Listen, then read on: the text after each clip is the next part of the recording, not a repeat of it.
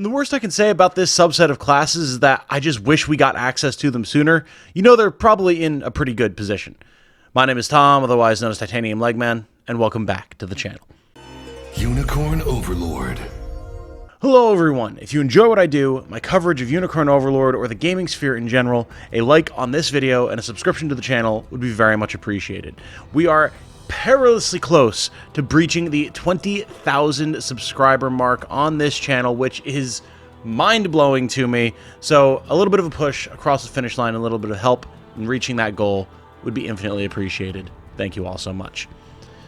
So what is the topic of the day today? Well, that topic is, of course, angels. I wanted to round out my discussion of the non-human classes in Unicorn Overlord that started with elves, then moved on to bestrels, and sparked a lot of controversial discussion, which I was very surprised by, and I still stand by my stance that bestral units are really good. And we're moving on now, of course, to angels. And I have to say, even though they are the subset of classes that I have the least experience with, due to the fact that you get them so close to the end of the game, I love them. All four angelic classes are awesome. I enjoy them all greatly, and I wanted to talk today about why I enjoy them so much, and I think why they are just universally all very good. Some things like elves, you could argue, have a higher potential ceiling for effectiveness.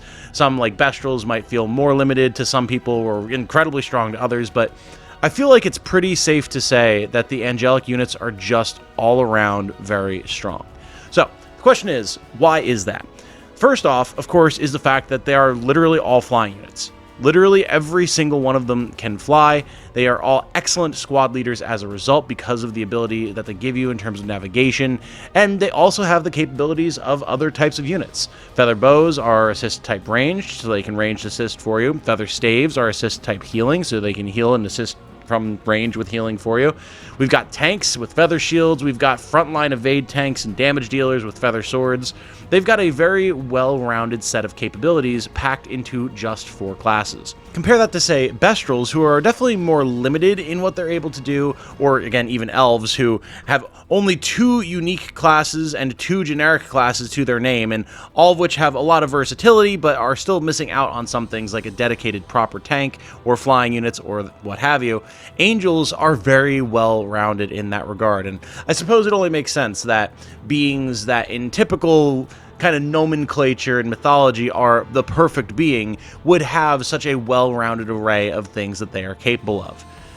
In particular, I'm a huge fan of feather shields, and I'm sure there are probably going to be people who say that feather shields are the worst of the 4 classes because they are a dedicated tank class. However, I love legionnaires, I love tank classes in any sort of strategy RPG, and the feather shield coming in as the magic defense counterpart to your traditional physical defense legionnaire is awesome. They've got a great design. The fact that they're able to reflect status effects, afflictions, magic attacks onto enemies is awesome. The fact that they are very reliable at jumping in the way of enemy attacks to guard for you is great.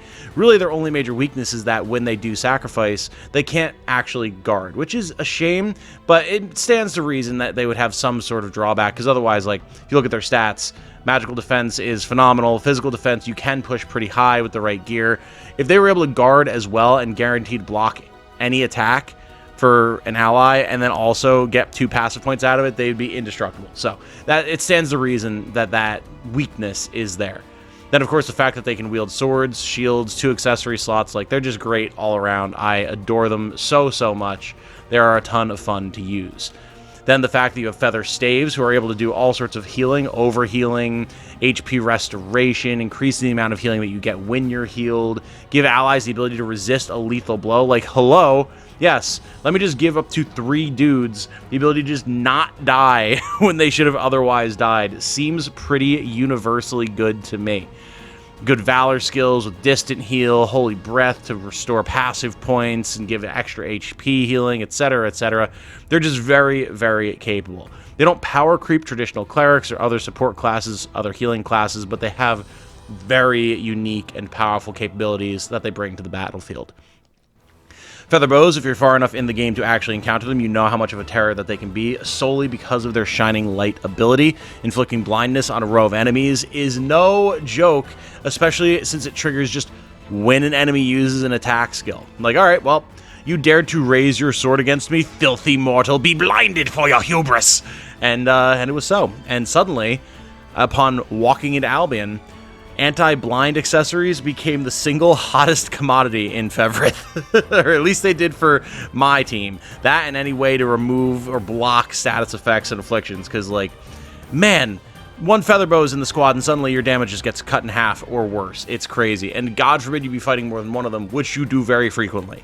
So I love Featherbows. The fact that they have anti-flying capabilities, that they can target multiple enemies to reduce defense, inflict passive seal. They get stronger during the day. That's the thing to keep in mind too. Like, just like Bestrels get better at night, granted, like, they have the added benefit of their stats going up, their move range going up, but still, like, Angels get added benefits during the day, and you're often fighting during the day. So just by slapping these flying, evade magic, tank, resurrection, blinding, insane heroes, having them in your squad, they just get stronger during the day, just because. It's awesome. They don't get the same stat up, but still, like, they don't really need it. It's so, so good.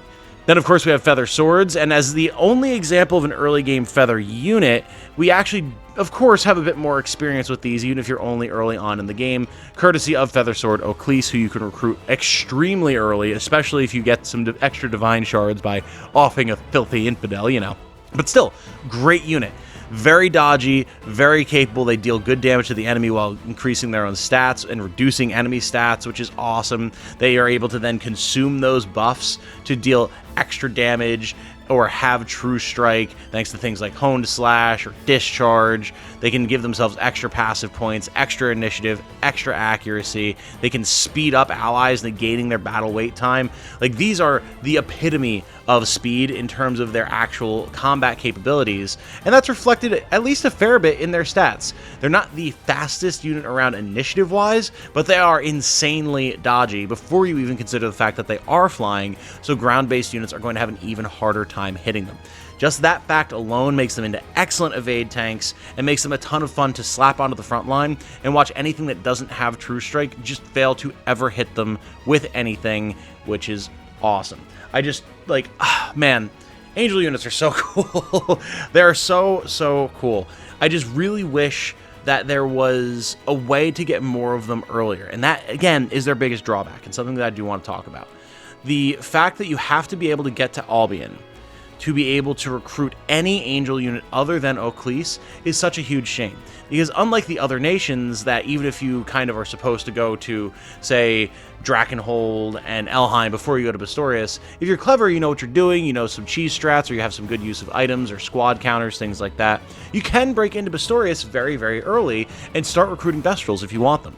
Same thing with Elheim. You can go to Elheim long before you ever go to Drakenhold and start recruiting elves, get them in your army. And that's going to dramatically change the way that you approach any given campaign.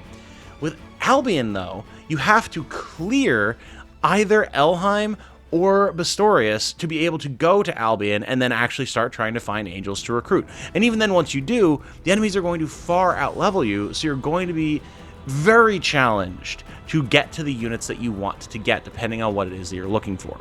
Is it possible? Absolutely. But it's not something that you're going to be able to do until at least the midpoint of the game. And that, to me, is a shame. The combat capabilities of each of the three different races and their classes are all very unique. They're all very interesting. And getting Bestrels early or getting Elves early, like I said, is going to dramatically change the way that you play the game. So imagine what you could do if you could get Angels first. Would it require some balance changes? Probably. Like, Angels are as powerful as they are because they're probably the last race that you're going to be getting on your team, or at least the second to last race. It's going to take a while for you to get to Albion, and so the developers kind of have an idea of, okay, this is what we can have these units do, and what we can make available to the player based off what we want the challenge of the earlier game to be. If you could get there right off the bat, that would probably be pretty game-breaking. And you'd really have to consider, okay, what needs to change to make this fair? Like Featherbows, just being able to be like, no, I'm just going to blind everything all the time as soon as I hit level 25, as soon as I have 2 passive points. Once you have a Featherbow, they're probably going to be level 25 or pretty damn close to it. Like, you're going to have access to this. That's going to just shatter game balance. To say nothing of the fact that making your way to Albion before even going to, say, Drakenhold you're going to outlevel everything just based off of the experience gained from getting there, unless you used one squad to do it the entire time and then never use them again, which you could do. But even then, your feather recruits are going to come in at a higher level than anything you're going to be fighting in Drakkenhold. So it's rough, and it's kind of a shame. I would say it is definitely the one biggest drawback of feather units. The other is that their raw damage output does tend to suffer a fair bit. Your feather shields are not dealing a ton of damage. They are purely tanks. Your feather staves literally can't attack. Your feather bows can deal damage to the right types of enemies, such as enemy flyers, but beyond that, they're focused more on status effects, and that's generally true of the angel units across the board. We're reducing passive points, we're reducing initiative, we're blinding things, we're inflicting passive seal, and even the raw physical potency of these attacks are generally lower than things that you would see elsewhere. Same thing with the feather sword. Yeah, Spiral Sword and Shield Smite, Honed Slash, they have good damage output, but it's nothing stellar, and they're not going to be able to punch through anything armored in any good capacity. Yeah, and you can discharge to get a big attack buff, but that's going to be a once, maybe twice per battle thing, depending on how you have things set up. So, in terms of raw damage output, Angel units do fall behind pretty much all of the other races, but they bring so much else to the table that doesn't feel like a problem to me. If you want to have a feather bow or a feather sword to fulfill a specific role in a squad, you can very easily pack some Bestrels or some high power human units, or even potentially some elves with their magic damage to be able to have that raw damage output that you need while letting your angels fulfill other roles. And I think that's great. I think that's absolutely awesome. And since the skills that they have are so unique compared to most other classes in the game, I think that helps them out a lot as well. All told, I think that feather units are phenomenal. They're probably my favorite of the 3 non-human class sets in the game. I certainly love them. I can't wait to play with them more. I'm planning on doing a Truzeneurin Crusade run, where I'm only allowed to use traditional army style units and holy units, your soldiers and your legionnaires and your vanguards and crusaders and radiant knights and all that type of stuff. So of course I'll be using the angels as well, because you can't get much more holy crusade than having literal angels fighting on your side. So I'm going to see if I can't bust into Albion as early as possible to recruit some of these classes and then use them very extensively during that run. And I'm very, very excited about it because I love them.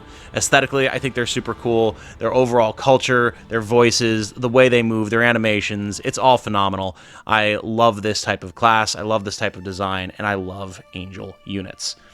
That said, what I love even more than that is hearing your feedback in the comments. Do let me know what you think of angel units, what you think of my evaluation of them, how they stack up to other classes like elves, humans, Bestrels, etc. And if you did use them, how did you fit them into your squads? How have you used them in your units? And especially if you've done multiple playthroughs at this point, as I know many of you have, what is your assessment of these angelic warriors after multiple times running through the game? Did you bust into Albion early to try some out early, and how did they perform? Let me know all of that down in the comments below. Plenty more Unicorn Overlord content to come, future runs, lots of class analysis, lots of game analysis in general. I'm working on my review for the game, etc., etc. So keep it locked here. And then as we get closer to the release of things like, I don't know, Aiden Chronicle, maybe we'll start covering that as well. With all that said, though, my name has been Tom, otherwise known as Titanium Legman. Thank you all so much for watching. I hope you all have a good night. Stay safe and healthy out there. And remember, be good to each other. Bye now.